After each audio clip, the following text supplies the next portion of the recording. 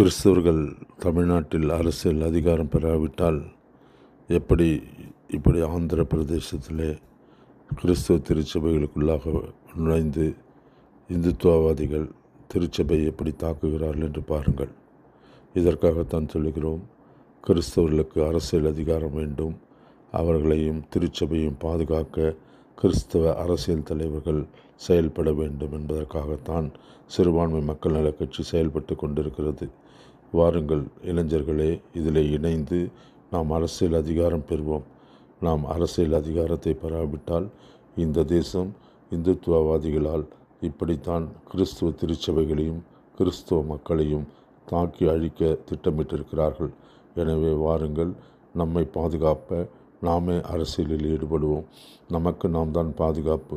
கிறிஸ்துவ திருச்சபைக்கு கிறிஸ்துவல் தான் பாதுகாப்பு. எனவே வந்து இணையுங்கள், ஒன்றுபடுவோம். கிறிஸ்துவத்தையும் ஊழியத்தையும் ஊழியர்களையும் பாதுகாப்போம். நன்றி.